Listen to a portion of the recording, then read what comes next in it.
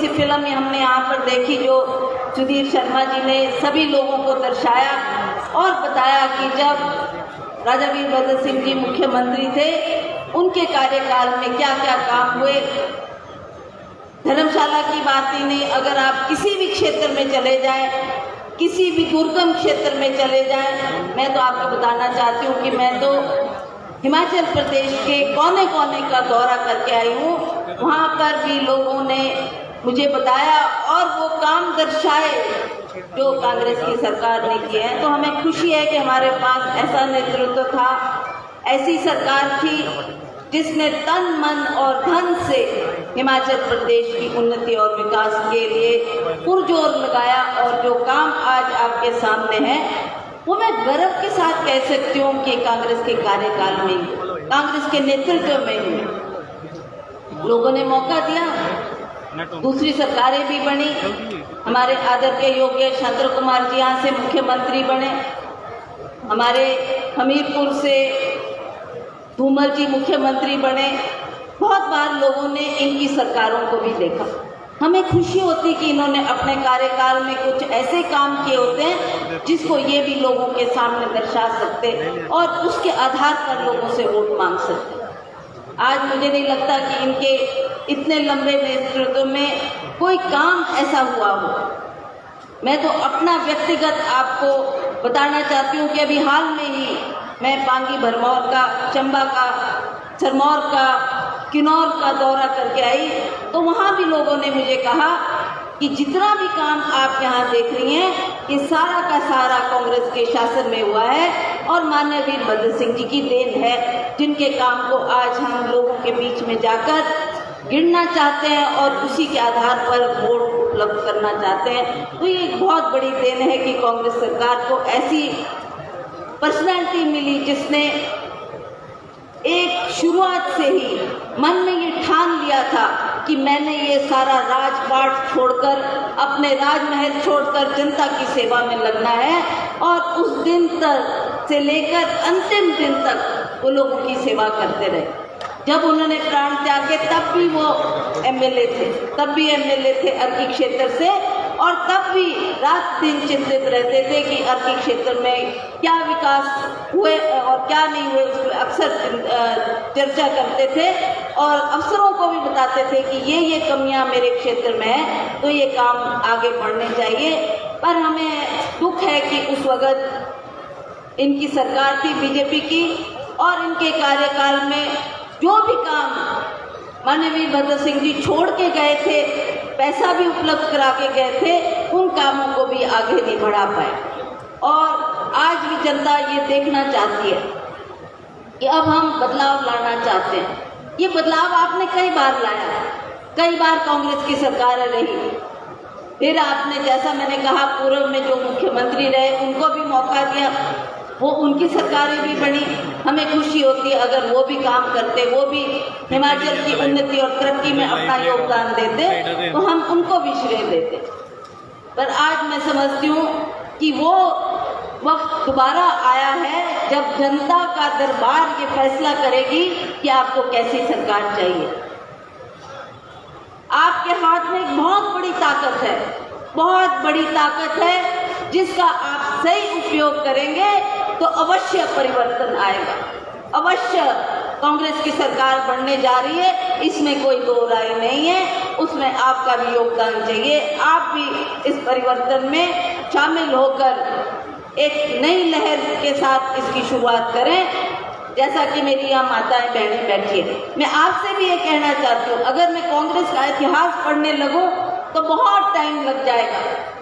तो इसलिए मैं संक्षिप्त में अपनी बात करना चाहती हूँ कि आज महिलाओं को भी अगर समाज में मान सम्मान मिला है तो वो कांग्रेस पार्टी ने दिया। आपको याद होगा राजीव गांधी जी जब हम प्रधानमंत्री थे तो उन्होंने 33% आरक्षण या 50% आरक्षण देकर महिलाओं को ग्राम पंचायत की प्रधान बनने का, जिला परिषद में आने का, पंचायत समिति में आने का जो मौका दिया है, उसकी वजह से आज आप देख रहे हैं ऐसी सभाओं में भी आप जब देखते हैं तो कम से कम आधी आबादी हमारी महिलाओं की होती है ऐसी जनसभाओं में भी। एक वक्त था कि जब महिलाएं घर से बाहर नहीं निकलती थी। तो आज महिलाओं को भी ये समझना चाहिए कि आज जो मान सम्मान हमें मिला है, जो काम करने का मौका मिला है, इसमें भी कांग्रेस पार्टी का बहुत बड़ा योगदान है, बहुत बड़ा योगदान है। और उसी तरह से जैसा आप सब जानते हैं, शिक्षा के क्षेत्र में कितना विस्तार हुआ, हमारे 10+2 स्कूल खोले गए इसी मकसद से कि हमारी बेटियां उसमें पढ़ पाएं। अदरवाइज 10वीं के बाद लड़कियां पढ़ना छोड़ देती थी। पर 10+2 की शुरुआत जो माननीय वीरभद्र सिंह जी ने की, वो इसलिए की कि हमारी लड़कियां पढ़ें और उसके बाद ग्रेजुएशन के लिए भी उनको कॉलेज का प्रावधान करके दिया। शिक्षा के क्षेत्र में बहुत बड़ी क्रांति आई है। केरला एक ऐसी स्टेट थी जो शिक्षा के क्षेत्र में प्रथम आती थी, और उसके बाद अगर किसी का नंबर आया है दूसरे राज्यों का मुकाबला करते हुए, तो वो हिमाचल जैसा एक छोटा प्रदेश जिसने शिक्षा के क्षेत्र में पहले दर्जे पर आकर एक मिसाल कायम की है, ये बहुत बड़ी उपलब्धि है। और उसके लिए भी हम कांग्रेस की सरकार का बहुत बहुत आभार व्यक्त करते हैं कि आपने हमारी बच्चियों को और बच्चों को आगे पढ़ने का मौका दिया है। उसी तरह से स्वास्थ्य सुविधाएं जो गांव-गांव में है, पहले इतने community health centre, primary health centre और पशु औषधालय, आयुर्वेदिक संस्थान गांव के क्षेत्र में नहीं हुआ करते थे, और कांग्रेस की सरकार की बदौलत आज हमको ये गांव में ये सारी सुविधाएं उपलब्ध है। अभी यहाँ पर सुधीर शर्मा जी ने कोविड के समय जो काल आया, एक ऐसा महामारी फैली जिसकी वजह से त्राही मच गई और लोग बहुत त्रस्त हो गए। अपने प्रियजनों की जान बचाने के लिए भी कोई आगे नहीं आ पाता था। उन्हें इतना डर, इतना खौफ था कि अस्पताल जाते हुए भी डर लगता था। यही काल ऐसा था जब लोगों ने बढ़ चढ़कर उसमें अपनी सेवाएं दी। हम बधाई देना चाहते हैं उन लोगों को जिन्होंने कोविड काल में बहुत सी जानें बचाई, बहुत से लोगों की सेवा की। जैसा सुधीर के बारे में यहाँ दिखाया जा रहा था कि इन्होंने भी लोगों को भोजन का प्रावधान किया, रहने का प्रावधान किया, दवाइयों का प्रावधान किया, सैनिटाइजर का प्रावधान किया, और वो सुख सुविधा घर घर तक पहुँचाने का प्रयास इन्होंने किया है। वो बहुत ही एक सराहनीय काम रहा, क्योंकि वो ऐसा समय था जब लोगों ने अपने जो कोविड काल में मर गए उनके लिए वो जाकर उनकी अंत्येष्टि भी ना कर पाए, तब भी ये स्वयंसेवी संस्थाओं ने आगे बढ़ चढ़कर उस कार्य को किया है। तो ये एक बहुत ही सराहनीय काम है। इनके कार्यकाल में, बीजेपी के कार्यकाल में आप देख रहे हैं कि इन्होंने जिस तरीके से जो हमारी कीमतों में उछाल आया है, आदरणीय प्रधानमंत्री जी ने स्वयं आकर कहा था, उस टाइम में मंडी से चुनाव लड़ रही थी, तो उन्होंने कहा था कि आप मुझे एक मौका दें, अगर मैं देश का प्रधानमंत्री बनता हूं तो मैं इन कीमतों को कम करूंगा। उस समय वो गैस का सिलेंडर 450 रुपए का होता था, बोलो था कि नहीं? और जब मोदी जी आए तो उन्होंने कहा कि मैं इसको और भी कम करके आपको दूंगा, आप मुझे मौका दें। महिलाओं ने मौका दिया, सभी ने मौका दिया, उनकी सरकार बनी, और आज ना वो महंगाई की बात करते हैं, वही गैस का सिलेंडर आपको 1100 रुपए से बढ़ चढ़कर उसमें उसकी अदायगी करनी पड़ती है। आप चाहे राशन देखें, ये कांग्रेस की सरकार ही थी जिन्होंने 100 करोड़ जमा करके सस्ती डिपुओं की दुकान खोलकर सस्ता राशन लोगों को उपलब्ध करवाया, सस्ती बिजली उपलब्ध कराई। तो ये इनके कार्यकाल में ना वो महंगाई कम हुई, और ना ही मोदी जी ने जो कहा कि मैं 2 करोड़ बच्चों को एक साल में पूरे भारतवर्ष में रोजगार दूंगा, तो ना वो रोजगार उपलब्ध हुआ और ना ही वो महंगाई कम हुई। 3 बार इसी साल प्रधानमंत्री जी दौरा करके गए, यहाँ धर्मशाला भी आए, एक बड़ा उन्होंने आयोजन किया, हजारों करोड़ों रुपए उसमें खर्चे कर दिए उसके, और वो सरकारी पैसे का मिसयूज और दुरुपयोग कर रहे थे, वो सभी को दिख रहा था, सभी उस बात को देख रहे थे, पर कोई अपनी आवाज को कह नहीं पा रहा था। पर मेरा आपसे निवेदन है कि अब वो टाइम आ गया, अब वो टाइम आ गया जब आप ये बदलाव लाएंगे। मैं आपको विश्वास दिलाती हूँ कि जिस तरीके से कांग्रेस पार्टी ने पहले भी काम किया है उसी तरह से हम आगे भी काम करेंगे। कुछ समस्याएं हमारे सामने हैं, जैसे बेरोजगारी की बहुत बड़ी समस्या हमारे सामने। हमने अपने कार्यकाल में बहुत से लोगों को, बहुत से बच्चों को रोजगार उपलब्ध करवाया था और आज आपने देखा, मैं एक छोटा सा उदाहरण आपको देना चाहती हूँ कि जहाँ तो सैकड़ों के हिसाब से कांग्रेस के कार्यकाल में रोजगार उपलब्ध हुआ, तो जब एक बात आई कि हमारे समाज में कई ऐसे भी लोग हैं जो अपंग हैं, जो कोई विधवा है, कोई बेसहारा है, कोई परित्यक्ता है, उसके लिए सरकार कुछ प्रबंध करे, तो सरकार ने वाटर कैरियर की पोस्ट एक उपलब्ध कराकर उनको रोजगार दिया था और उनको वो काम दिया गया।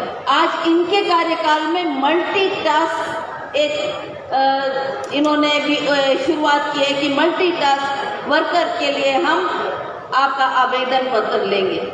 जब उसमें बुलाया तो महिलाओं के साथ क्या हुआ आप जानते हैं? जानते हैं आप? जो महिलाओं के साथ दुर्व्यवहार इनकी सरकार ने किया, एक महिला की पीठ पर 50 किलो की सीमेंट की बोरी लाद कर उस महिला को कहा जा रहा है कि आप इसमें दौड़ लगाओ। इससे शर्मनाक बात और क्या हो सकती है? आप कहते हैं कि आप महिलाओं को आगे बढ़ाने की बात करते हैं, महिला की सुरक्षा की बात करते हैं, महिला को ऊंचा उठाने की बात करते हैं, और इधर आप महिलाओं के साथ इस तरीके का व्यवहार कर रहे हैं। वो जग जाहिर है, दुनिया देख रही है कि आप महिलाओं के साथ कितना बड़ा अपमान कर रहे हैं, कितना उनका तिरस्कार कर रहे हैं। इन बातों को हमें याद रखना है, ऐसा मेरा आपसे निवेदन है। पुलिस में भर्ती होने जा रही थी तो बच्चों को लगा जहाँ कोई रोजगार ही नहीं मिल रहा, शायद हम पुलिस में अगर आवेदन पत्र दें तो शायद हमारे को एक सरकारी नौकरी एक परिवार को मिल जाएगी। तो बहुत से बच्चों ने उसमें अप्लाई किया और आप जानते हो उसमें इन्होंने जब रिजल्ट निकालने की बारी आई तब ये कह दिया कि इसमें तो एक बहुत बड़ा घोटाला हुआ है, ये जो इन्होंने कहा। पर उसके मुताबिक मैं समझती हूँ कि इन्होंने जो ये नौकरियाँ बेची है और इन्होंने उसका कितना बड़ा मजाक बच्चों के भविष्य के साथ किया है, ये आप सब जानते हैं। तो मेरा आपसे निवेदन है, चाहे वो पुलिस भर्ती की बात है, और इन्होंने ये बात कहकर अपना पल्ला झाड़ दिया कि ये तो पेपर लीक हो गया। पेपर लीक नहीं हुआ, पेपर बेचा गया। कितने करोड़ों रुपए इस सरकार ने कमाए, आप हैरान होंगे। उसमें इनका सबसे मुख्य डीजी पुलिस इसमें इन्वॉल्व है, उसमें आपके एसपी रैंक, आईजी रैंक के लोग सब इन्वॉल्व हैं। और आपने जो गाज गिराई वो छोटे मुलाजमों पर वो गाज गिराई है। और जब हमने आवाज़ उठाई कि आप इसकी सीबीआई मांग करें, तो कहा हम सीबीआई मांग करेंगे। मुझे याद है हमारे जो बच्चे धरने पे बैठे थे इस मसले को लेकर, उनको भी हमने कहा कि 2 तारीख को प्रधानमंत्री शिमला आ रहे हैं, तो उस दिन हम काले झंडे देकर उनको कहेंगे कि आप सीबीआई की जांच करवाएं, क्योंकि सीबीआई सेंटर के अंडर आती है और प्राइम मिनिस्टर के अंडर है। तो उसकी कोई बात प्राइम मिनिस्टर ने नहीं की और ना कोई आश्वासन इसके बारे में दिया। दूसरी बात, जो बार बार लोग चाह रहे थे कि 2 साल में पुलिस में ये आर्मी में भर्ती नहीं हो पाई, क्योंकि हमारे बहुत से बच्चे हमीरपुर क्षेत्र से, बिलासपुर क्षेत्र से, कांगड़ा क्षेत्र से फौज में भर्ती होने के लिए जाते थे, अपनी तैयारी कर रहे थे। और जब वो इतने सक्षम हो गए कि अब आपकी भर्ती होने जा रही है, फौज में आप भर्ती होकर देश की सेवा करने के लिए जा रहे हैं, तब आपने उन बच्चों के साथ कितना बड़ा खिलवाड़ कर दिया।